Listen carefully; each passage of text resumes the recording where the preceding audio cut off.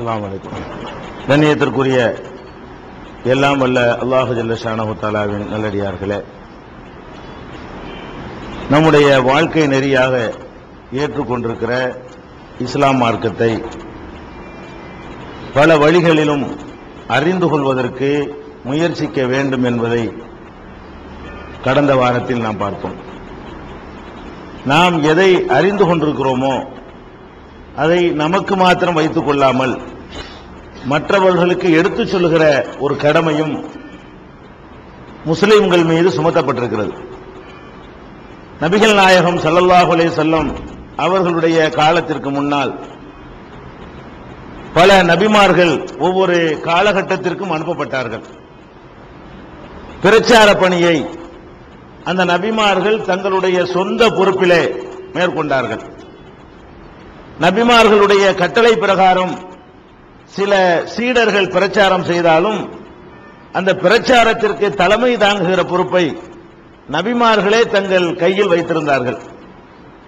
ஆனால் நபிகள் நாயகம் ஸல்லல்லாஹு அலைஹி வஸல்லம் அவர்களை பொறுத்தவரை அவர்களை இறுதி தூதராக அல்லாஹ் ரப்புல் ஆலமீன் நியமித்துவிட்ட காரணத்தினால் அவர்கள் செய்ய வேண்டிய அந்த பிரச்சார பணி, அவர்கள் செய்து வந்த தாவா பணி ஒட்டுமொத்த சமுதாயத்தின் மீது நபிகள் நாயகம் ஸல்லல்லாஹு அலைஹி வஸல்லம் அவர்களால் சுமத்தப்பட்டிருக்கிறது என்பதை நாம் கவனத்தில் கொள்ள வேண்டும்.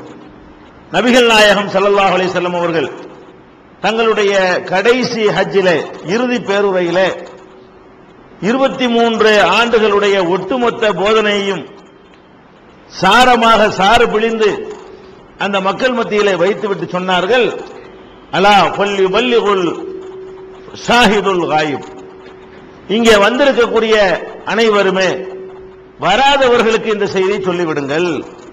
நபிகள் நாயகம் ஸல்லல்லாஹு அலைஹி வஸல்லம் அவர்கள் தங்களுடைய பிரச்சாரத்தை சாறு பிழிந்து தந்துவிட்டு இதை இங்க வந்திருக்கிறவங்க உங்களோடு வைத்துக் கொள்ளாதீர்கள், இதை எல்லாரும் போய் மத்த மக்களுக்கு நீங்க சொல்லிருங்க என்று சமுதாயத்தின் மீது இந்த பொறுப்பை நபிகள் நாயகம் ஸல்லல்லாஹு அலைஹி வஸல்லம் அவர்கள் சுமத்தினார்கள்.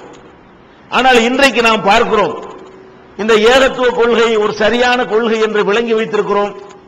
நம்முடைய உற்றார்கள், நம்முடைய ஊரார்கள், நம்முடைய சொந்த பந்தங்கள், நம்முடைய நண்பர்கள், நமக்கு தெரிந்தவர்கள், நம்மோடு பழகுகிற பிற சமுதாயத்து மக்கள், இவர்கள் எல்லாம் தவறான வழியிலே சென்று நரகத்தினுடைய விளிம்பிலே நின்று கொண்டிருக்கிறார்கள் என்பதை நாம காண்கிறோம். ஆனால் அவர்களை அந்த விளிம்பிற்கு செல்லாமல் தடுத்து நிறுத்துகிற வேலையை, சரியான மார்க்கத்தை அவர்களுடைய உள்ளத்திலே போடுகிற ஒரு வேலையை நம்ம செய்கிறோமா? அது யாரோ சில பேர் செய்து கொள்வார்கள். நம்ம நினைக்கிறோம் இந்த மார்க்கத்தை எடுத்துச் சொல்வதற்கு என்று சில ஆட்கள் இருக்கிறார்கள், உலமாக்கள் இருக்கிறார்கள், மார்க்க அறிஞர்கள் இருக்கிறார்கள், தலைவர்கள் இருக்கிறார்கள், அவர்கள் இந்த வேலையை பார்த்துக் கொள்வார்கள் என்று ஏதோ நம்ம காதுல கேட்டு, இந்த காதுல கேட்டு அந்த காதுல விடுறதுன்னு சொல்லுவாங்க. அந்த மாதிரி நம்முடைய நடவடிக்கைகள் அமைந்திருக்கின்றன. ஆனால் நபிகள் நாயகம் ஸல்லல்லாஹு அலைஹி வஸல்லம் அவர்கள் சுமத்திய அந்த பொறுப்பு ஆலிம்கள் மீது மாத்திரம் சுமத்தப்படவில்லை. சஹாபாக்கள்ல சில பேரை தேர்வு செஞ்சு நீங்கள் மாத்திரம் பிரச்சாரம் பண்ணுங்க, மத்த யாரும் வாய முடிக்கிறீங்க என்று ரசூல் ஸல்லல்லாஹு அலைஹி வஸல்லம் சொல்லல. அவங்க ஹஜ்ஜத்துல் விதா கடைசி ஹஜ்ஜில நேற்று இஸ்லாத்துக்கு வந்தவர் கூட இருந்தார், முந்தா நாள் இஸ்லாத்துக்கு வந்தவர் கூட இருந்தார், போன வாரம் இஸ்லாத்தை தழுவியவர் இருந்தார்.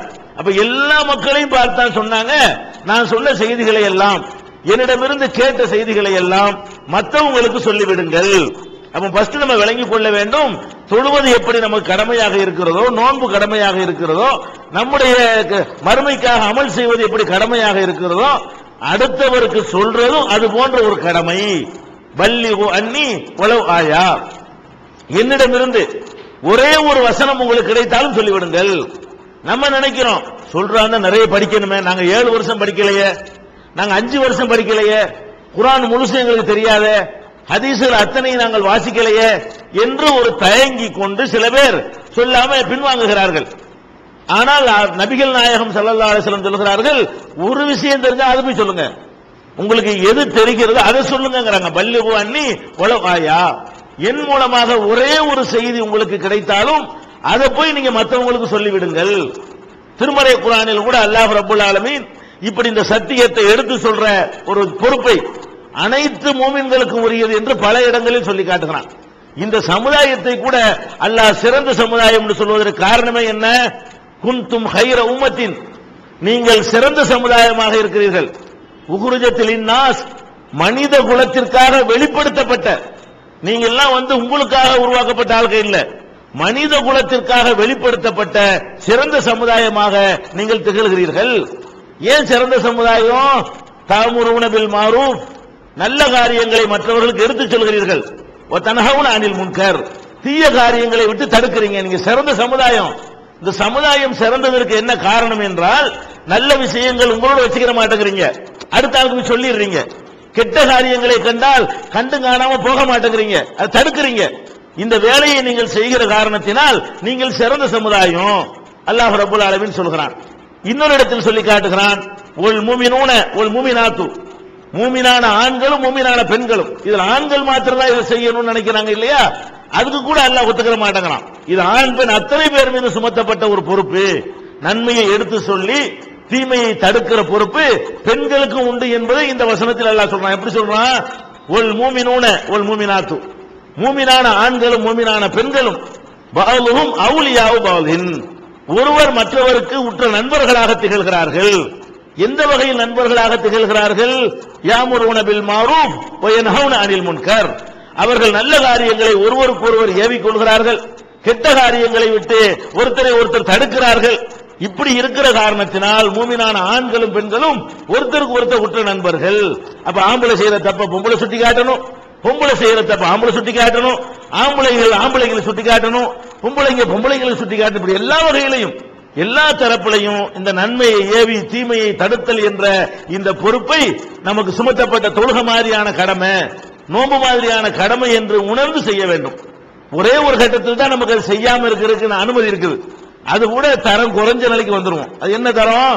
நபிகள் நாயகம் ஸல்லல்லாஹு அலைஹி வஸல்லம் சொல்றார்கள், மர்ரா மின்கும் முன்கரன், உங்களில் யாராவது ஒரு தீமை நடக்க கண்டால் ஃபல்யுகையிருஹு பியதிஹி, கையால் அதை தடுக்கணும். சக்தி இருக்குமையானால் அந்த தீமையை அப்புறப்படுத்த இயலுமானால் நம்ம கையை கொண்டு பலத்தை பிரயோகம் செய்து அதிகாரத்தை பயன்படுத்தி அதை தடுக்க வேண்டும். இது எல்லாருக்கும் முடியாது, எல்லா நேரத்திலும் முடியாது, எல்லா நாட்டிலும் முடியாது, எல்லா காலகட்டத்திலும் முடியாது. இப்படி முடியாத நிலை ஏற்படும் பொழுது என்ன செய்யணும்? ஃபஇல்லம் யஸ்ததி ஃபபிலிசானிஹி, அதுக்கு முடியவில்லை என்று சொன்னால் நாவுனால தடுங்க. இது முடியும். உலகத்தில் எல்லா நாடுகளிலும் முடியும். ஒரு காலத்தில் சைனா போன்ற நாடுகளில் கூட இல்லைன்னு இருந்துச்சு, இப்ப அங்கேயும் முடியும். உலகத்தில் அனைத்து நாடுகளிலும் நாவினால் சத்தியத்தை எடுத்து சொல்றது, ஒரு தீமையை தடுக்கிறது என்பது, பிரச்சாரம் செய்வது என்பது உலகம் முழுவதும் இன்றைக்கு வழங்கப்பட்ட உரிமையாக இன்னைக்கு திகழ்கிறது. அப்ப நாவினால் சொல்வதற்கு எனக்கு முடியலன்னு சொல்லவே இயலாது. சில நேரங்கள்ல சில காட்டு மிராண்டிகளுக்கு மத்தியில் சிக்கிக்கொள்ள நேரத்தில் அது கூட சொல்வதற்கு முட்டுக்கொட்டை போடுவாங்க. வாயினால கூட சொல்லக்கூடாது, நாம ரொம்ப சிறுபான்மையா இருப்போம், நமக்கு சொல்ல முடியாத அளவுக்கு நெருக்கடி கொடுப்பாங்க. அப்படி ஒரு நிலைக்கு தள்ளப்படுவீர்களே ஆனால் ஃபபி கல்பிஹி, மனசால் வெறுத்து ஒதுங்கிக் கொள்ளணும். முடியாட்டி தான் இது. இதை சொல்லிட்டு நபிகள் நாயகம் ஸல்லல்லாஹு அலைஹி வஸல்லம் சொல்றாங்க, வதாலிக அல்அஃபுல் ஈமான், ஈமான்ல ரொம்ப கடைசி தரம் இதுதான். கடைசி தரம் என்ன? மனசால வெறுத்து ஒதுங்கிக் கொள்வது. ஒரு தீமை நடக்குது, சொல்ல போனா அடிப்பான், அந்த அடியை நமக்கு தாங்க இயலாது என்று நீங்கள் நினைத்தால் அதை வெறுத்து நஞ்சி மாதிரி வெறுத்து என்ன செய்யணும்? ஒதுங்கிக் கொள்ள வேண்டும். இது உயர்ந்த ஸ்டேஜா? இதான் கடைசி தரம். இதை கூட செய்யலைன்னா அவன் ஈமான் இல்லை.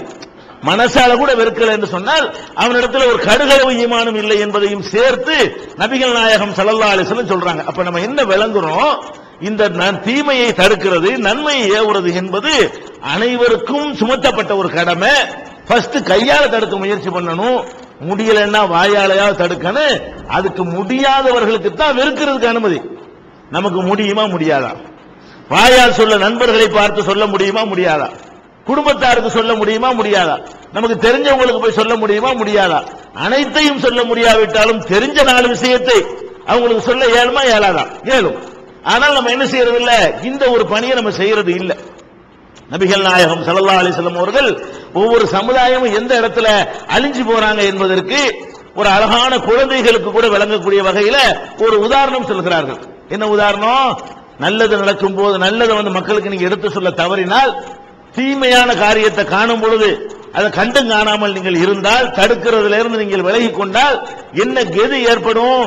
அதுக்கு ஒரு உதாரணம் சொல்றாங்க. ஒரு கப்பலிலே பிரயாணம் செய்து கொண்டு ஒரு கூட்டம் போகிறது. அந்த கப்பல்ல 2 தளங்கள் இருக்கிறது, 2 தட்டு இருக்கிறது. கீழ்த்தளம் ஒன்று, மேல்தளம் ஒன்று அமைக்கப்பட்டிருக்கிறது. இந்த கீழ்த்தளத்தில் உள்ளவர்கள் என்ன செய்யறாங்கன்னு கேட்டா, மேல்தளத்துல தண்ணீர் இருக்கிறது, அவங்களுக்கு தேவையான தண்ணீர் மேல்தளத்தில் இருக்கிறது. அப்ப மேல்தளத்துல வந்து தண்ணி எடுக்கிறதுக்கு அவங்களுக்கு சிரமமா இருக்கிறது. அப்ப கீழே உள்ளவர்கள் முடிவு செய்கிறார்கள், நம்ம ஏன் மேல அடிக்கடி போகணும், தண்ணி வேணும்னா ஒரு கீழே ஒரு ஓட்டை போட்டோம்னா கடல்ல இருந்து வந்துட்டு போகுது என்று அவங்க கப்பல்ல போயிட்டு இருக்காங்க.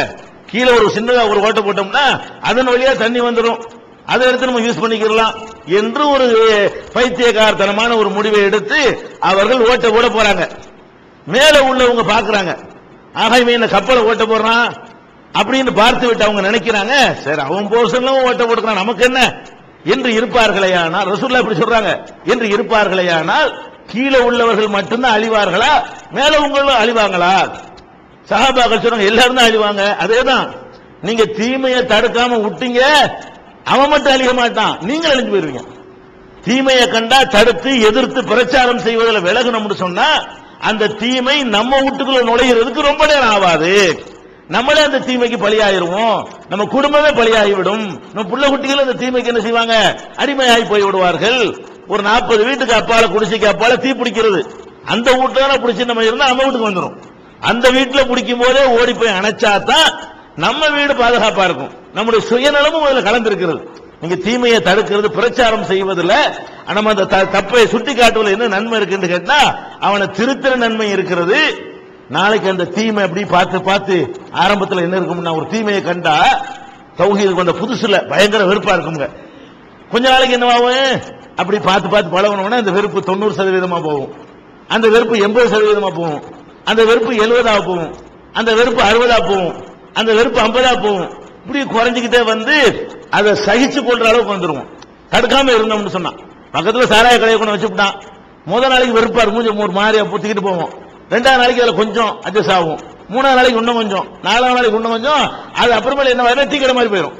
அந்த சாராய கடை ஒரு 10 நாள் கழிச்ச பிறகு பார்த்தா ஒரு டீ கடையை பார்க்கும் பொழுது எந்த உணர்வு நமக்கு வருமோ அந்த மாதிரி ஒரு உணர்வு தவிர அது ஒரு தீமை, ஒரு அப்புறப்படுத்த வேண்டிய ஒரு செயல் என்ற எண்ணம் நமக்கு வராது. அப்புறம் என்ன ஆயிரும், அவங்களுக்குள்ள போய் 100 ரூபாய் சில்லறை கேட்போம், அது பரவ அப்படியே அட்ஜஸ்ட் ஆகும். அப்புறம் என்ன ஆயிரும், ஒரு டேஸ்ட் பண்ணி பார்த்துருவோமே, முடிஞ்சு வச்சுக்காத. அப்ப நம்ம அந்த தீமைகளை கண்டு எதிர்த்துக்கிட்டு இருந்தோம்னு வைங்க, அந்த வெறுப்பு நம்ம உள்ளத்துல இருந்துகிட்ட சைத்தான் நம்மளை ஜெயிக்க இயலாது.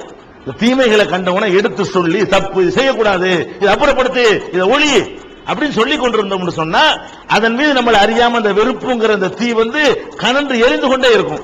எரிஞ்சுக்கிட்டு இருந்தா நம்ம சேர மாட்டோம், நெருங்க மாட்டோம், தொட மாட்டோம். அப்ப இதுக்கு தான் ரசூல் ஸல்லல்லாஹு அலைஹி வஸல்லம் சொல்றாங்க, கப்பல் உதாரணத்தை காட்டுறாங்க. இந்த மாதிரி மூழ்கி போற மாதிரி நீங்கள் மூழ்கி போயிருவீங்க. அப்ப இந்த ஒரு பொறுப்பை நம்ம என்ன செய்யணும், ரொம்ப கூடுதல் கவனத்தோடு நம்ம செய்ய வேண்டும். இன்னொன்றையும் இந்த இடத்துல நம்ம பதிவு செய்ய வேண்டி இருக்கிறது, மனிதன் செய்கிற காரியங்கள்லயே நம்ம எதுக்காக தொழுகிறோம், மறுமை வெற்றிக்கு தான். எதுக்கு நோன்பு வைக்கிறோம், மறுமையில சொர்க்கம் போறதுக்கு தான். இந்த தொழுகை நோன்பு இதற்கெல்லாம் நல்ல மார்க் எல்லாம் போட்டு நம்மளை சொர்க்கத்துல சேர்த்தாலும் அதிகம் தாறுமாறா நன்மை கிடைக்கிற காரியம் நீங்க இஸ்லாத்துல தேடி பாருங்க. இந்த நன்மையை ஏவி தீமையை தடுக்கிறோமே, இதுக்கு ஈக்குவலா நன்மை தரக்கூடிய காரியமும் உலகத்துல கிடையாதுங்க. நீங்க ஒரு ஆளுக்கு ஒரு நல்லதை சொல்லி கொடுக்குறீங்க, அல்லது ஒரு ஆளு செய்யற தீமையிலிருந்து அவரை தடுக்கிறீங்க. ஒரு சாராயம் குடிக்கிறவர் இந்த சாராயம் குடிப்பதிலிருந்து அவரை விளக்குறீங்க. ஒரு தர்கா வழிபட்டவரை அல்லாஹ் வழிபடக்கூடியவராக நீங்க மாத்துறீங்க, உங்க முயற்சியில, உங்க உழைப்புல நீங்க சொல்லி. அப்ப அதுக்கு என்ன நன்மை கிடைக்கும்னா, அவர் நேர் வழி பெற்றார, அவர் என்ன நல்ல அமல்லாம் செய்வாரோ அவ்வளவு உங்களுக்கு ஒரு பங்கு, அவங்களுக்கு குறையாது. அதுக்காக வேண்டி அல்லாஹ்வுடைய கஜானா விசாலமானது, அவங்களுக்கு குறைச்சு உங்களுக்கு தரமாட்டான். அவங்க அமலுக்கு உரிய கூலி அப்படியே அல்லாஹ் கொடுத்துருவான். அது மாதிரி இன்னொரு பங்கு நீன்னு வச்சுக்க அப்படின்னு அந்த கூலியை நமக்கும் தருவான். அந்த ஆள் இருக்கார, அவர் போய் ஒரு 5 பேருக்கு சொன்னாரு, 5 பேர் தெரிஞ்சிட்டாங்கன்னு வைங்க, அந்த 5 பேருக்கு அவர் சொன்னதுக்கு 5 பேருடைய நன்மை கிடைக்கும், உங்களுக்கு 6 பேருடைய நன்மை கிடைக்கும். 5 பேர் ஒண்ணு, இந்த ஒரு ஆள் ஒண்ணு, 6 பேருக்கு நீங்க சொல்லி கொடுத்தீங்க, 6 பேர் நல்வழிக்கு கொண்டு வந்தீங்கிற கூலி இப்படி கிடைக்கும். இப்படியே இது கியாமத் நாள் வரைக்கும் போகுதுன்னு வைங்க, எங்க போய் நிக்கிற நன்மை சுமக்கையல்மா, நமக்கு தூக்க முடியாம நன்மை எங்க கொண்டு நம்ம சேர்த்தணும். அப்ப நன்மையான காரியத்தை அடுத்த ஆளுக்கு சொல்லி கொடுக்கிறதுல எப்படிப்பட்ட நன்மை கிடைக்குது என்று சொன்னா, மௌத்துக்கு பிறகு நன்மை வந்துகிட்டே இருக்கிறது.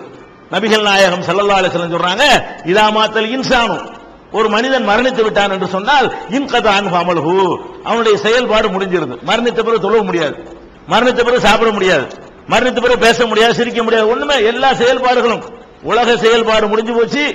மறுமை சம்பந்தமான தொழுகை நோன்பு போன்ற செயல்பாடு எல்லாமே முடிஞ்சு போய் விடுகிறது. மூணே மூணு காரியத்தை தவிர நீங்க இறந்துருவீங்க. ஆனா நீங்க செஞ்சுக்கிட்டு இருக்கிறீங்க அல்லாஹ் கணக்கு போடுறான். நம்ம மௌத்தா போய் அடங்கி போயிருவோம், அது 100 வருஷம் ஆயிரும், 1000 வருஷம் ஆயிரும். அல்லாஹ்வுடைய கணக்குல என்ன வரும்னு கேட்டா, நம்ம என்னமோ அந்த உலகத்துல வாழ்ந்து அமல் செஞ்சுக்கிட்டு இருக்கிற மாதிரி அல்லாஹ் வந்து அதை கணக்கில் எடுத்துக்கொள்றான். அதான் மரணித்த பிறகு 3 காரியங்களை தவிர மனிதனுடைய செயல்கள் அனைத்தும் முடிவுக்கு வந்து விடுகின்றன. அந்த 3 காரியம் என்ன? ஒரு சாலிகான குழந்தை, ஒருத்த வந்து நல்ல குழந்தையை பெற்று வளர்த்து மரணிச்சுட்டான்னு சொன்னா, அந்த குழந்தை பெற்றோருக்காக துவா செய்யற காலம் எல்லாம் அவரே துவா செய்வதாக அல்லாஹ் எடுத்துக்கிறான். அந்த குழந்தை வந்து அப்பனுக்காக துவா செஞ்சா அல்லாஹ் எப்படி எடுத்துக்கிறான்? அந்த அப்பனே கேட்கிற மாதிரி. அதான் அவனுடைய செயல் முடியலன்னு அதான் அர்த்தம். ஒரு மனிதன் இறந்து விட்டார் என்று சொன்னால் அவனுடைய அமல் முடிஞ்சு போயிடும். 3 வகையில அவனுடைய அமல் முடியாது. அல்லாஹ் என்னுடைய தகப்பனார் பாவத்தை மன்னிச்சிரு, அதுக்கு என்ன அர்த்தம்? அந்த மனுஷனை யா அல்லாஹ் என்னை மன்னிச்சிருன்னு கேட்டா எப்படியோ அப்படி இடத்துல கொண்டு அல்லாஹ் வச்சிடறான். நம்ம செத்த பிறகு அல்லாஹ்ட்ட பாவ மன்னிப்பு கேட்கிறோம், அடிக்கடி கேட்கிறோம். அப்ப நம்ம பிள்ளைகள், சாலிகான பிள்ளைகள் நமக்கு செய்யற துவாக்கள் மூலமாக நமக்கு அல்லாஹ்விடத்துல தரஜா கிடைத்துக் கொண்டே இருக்கிறது, நம்ம அமல் செய்து கொண்டே இருக்கிறோம். இது கூட எவ்வளவு நாளைக்கு ஒருத்தன் பிள்ளைய பத்தான்னு சொன்னா, ஒரு 25 வருஷத்துல அந்த பையன் துவா செய்ய ஆரம்பிச்சா, அவன் ஒரு 60 வயசுல மௌத்தா போயிட்டான்னா ஒரு 35 வருஷம் துவா செய்வான். அவ்வளவு அதுக்கு பிறகு போயிடும். அதுக்கு பிறகு அவன் பிள்ளைக்கு அவன் செய்ய ஆரம்பிச்சிருவான். தாத்தாவுக்கு முப்பாட்ட நடக்கலாம் யாராவது செஞ்சுட்டா இருக்கிறோம், பாப்பாவுக்கு செய்வோம், அம்மாவுக்கு செய்வோம், அவ்வளவுதான் முடிஞ்சு வச்சுக்காத. அப்ப நம்ம இந்த மாதிரி ஒரு சாலிகான குழந்தையை பெற்றுட்டு போனோம்னா ஒரு 35-40 வருஷத்துக்கு அவன் நமக்கு துவா செய்யற காலம் வரைக்கும் நமக்கு அமல் கிடைக்கும், நமக்கு ஒரு நன்மை சேர்ந்துகிட்டே இருக்கும் மரணித்த பிறகு. இரண்டாவது என்ன? சதகத்துன் ஜாரியா, நிலைத்திருக்கக்கூடிய ஒரு தர்மம். ஒரு கட்டணம் கட்டிட்டு போறது, ஒரு பள்ளியாசல் கட்டி கொடுக்கிறது, ஒரு கிணறு தோண்டி போடுறது, இது மாதிரியான ஒரு காரியத்தை செஞ்சுட்டு போனா அதுல பயன்பட்டுக்கிட்டு இருக்கிற காலம் எல்லாம் நன்மை அவருக்கு போய் சேர்ந்துகிட்டு இருக்கும். ஒரு பள்ளியாசல் கட்டிட்டாரு, தொழுவுறாங்க, அவர் இறந்து போய் 10 வருஷம் ஆயிருக்கு. இவங்க தொழுவதற்கு அவர் ஏற்பாடு செஞ்சாரு, இவங்க தொழுவதற்கு ஏற்பாடு செஞ்சாரு, இவங்க தொழுவதற்கு ஏற்பாடு செஞ்சாருன்னு சொல்லி நன்மைகள் சேர்ந்துகிட்டே இருக்கும். ஒரு கிணறோ குளமோ ஊரணியோ கட்டிடமோ பள்ளிவாசலோ சத்திரமோ கட்டிட்டு போனாருன்னா ஒரு 50 வருஷம் நிக்குமா? ஒரு 100 வருஷம் நிக்குமா? நிக்கும். ஒரு 100 வருஷ காலத்துக்கு ஒரு மௌத்தா போன பிறகு நன்மை கிடைச்சிக்கிட்டே இருக்கும். மூணாவது என்ன? இல்முன் யுன்தஃபு பிஹி, பயனுள்ள கல்வியை சொல்லி கொடுத்துட்டு போறாரு. இது என்ன 20 வருஷத்துல அழிஞ்சு போயிருமா? கட்டணம் அழிஞ்சு போற மாதிரி, புள்ள செத்து போற மாதிரி 40 வருஷம் மௌத்தா போயிருமா? ஆகாது. அப்ப ஒரு நல்ல விஷயத்தை சொல்லிட்டு போனோம்னு சொன்னா அடுத்த தலைமுறை அடுத்த தலைமுறை அடுத்த தலைமுறை அடுத்த தலைமுறை 1000 வருஷத்துக்கு கூட நிற்கும். நம்ம ஒரு செய்தியை சொல்லி அதை கேட்டு அவர் இன்னொரு ஆளுக்கு சொல்லி அதை இன்னொரு ஆளுக்கு சொல்லி அதை இன்னொரு ஆளுக்கு சொல்லி இப்படி போய் கொண்டிருந்தால் இதுக்கு கிடைக்கிற நன்மை என்ன? இந்த 3 விஷயங்கள் நமக்கு அமல்ல நன்மை கிடைத்தாலும் இந்த 3வது விஷயத்தில் கிடைக்கிற நன்மை இருக்கு பாருங்க, இதுக்கு லிமிட்டே இல்ல. கியாமத் நாள் வரைக்கும் அந்த சங்கிலி தொடர் இருக்கிற வரைக்கும். இப்ப நம்ம ஒரு ஹதீஸ் எடுத்து புகாரில இருக்குன்னு நம்ம சொல்றோம். அவர் புகார் இந்த காலத்தில் உள்ளவர், 1200 வருஷத்துக்கு முந்தினவர். 1200 வருஷத்துக்கு முந்தின ஒரு ஆள் எழுதின புஸ்தகத்தில் இருந்து நம்ம எடுத்து ஒரு ஹதீஸ் எடுத்து சொன்னோம்னா அவருக்கு ராயல்டி. அவர் மௌத்தா போய் 1200 வருஷம் ஆச்சு. அல்லாஹ் என்ன செய்யறான்?